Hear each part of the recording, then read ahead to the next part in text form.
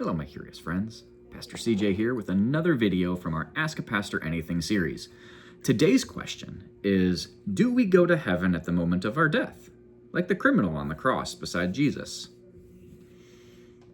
First, let me say that this is an impossible question for us to answer with a degree of knowledge that I am willing to say we know. I will say there are lots of people throughout Christian history who have addressed this topic and asked this very same question. We'll get to a few of them, but I want to say that this is really hard to say we know. So I will say we believe. And so therefore, let me start with Augustine of Hippo.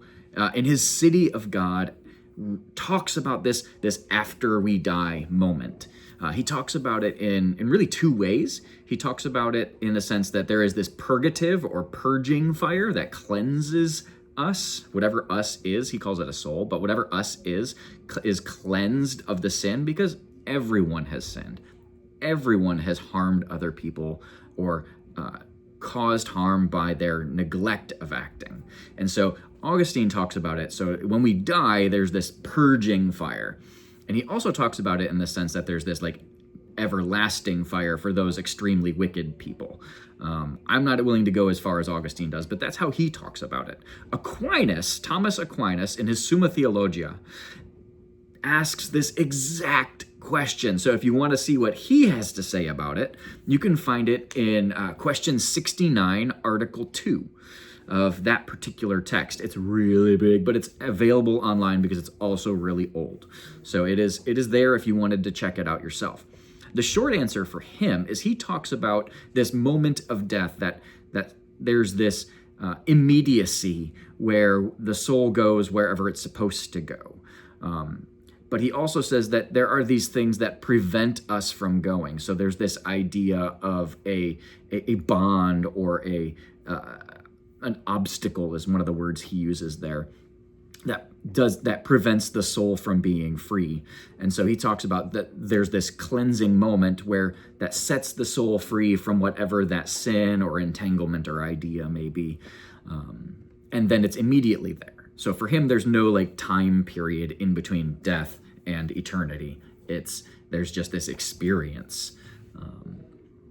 Karl Rahner wrote that after the time of death, that there's this sort of come to Jesus meeting, literally, where there's a moment where we are before God, the throne of God, and the triune God is there on the throne, and we're asked a question, how do we want to be oriented in our relationship to our Creator? And that there is that moment, according to Rahner. Bishop Ratzinger, who later was elected Pope Benedict the 16th, wrote similar to what Augustine did. There's this idea of purging fire that cleanses the soul when we die, enabling us to be where we are needed to be or where we are destined. I don't like that word, but wherever we're going. And all of these things, they sound very similar to what you'll encounter in people who have near-death experiences talk about as sort of this life review, where they have this experience of being dead or almost dead, or however they want to talk about it, and they have this sort of life review where they experience in that moment all of the pain, all of the joy, all of the emotions that were related to their existence. The ways that their life impacted others. And for some, that's tremendously purifying, apparently.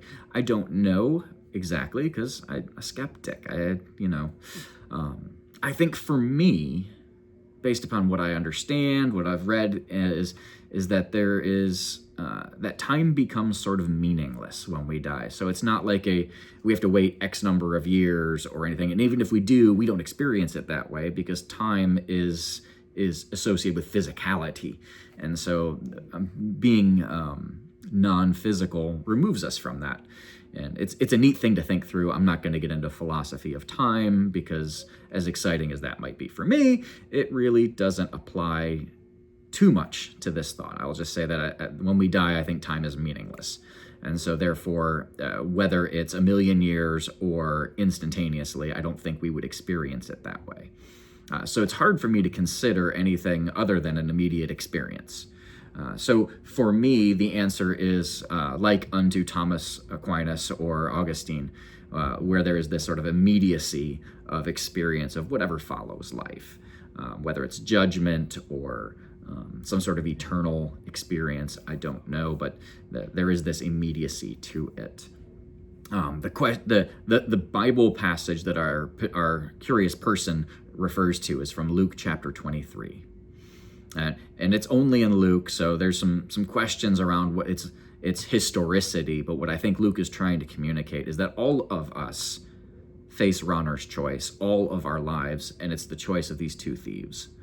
One of them mocks Jesus, and the other one identifies Jesus as innocent and undeserving of this punishment.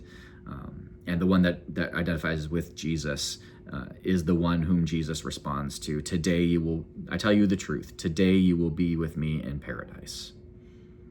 That's the root of this question for this person, it seems like. And I think what it points us to is that is a question we must ask ourselves. How do we orient ourselves to God, and how do we orient ourselves to everything else? And that will guide whatever happens in life and after life. Thank you for this question, my friend. Stay curious. God bless. Bye.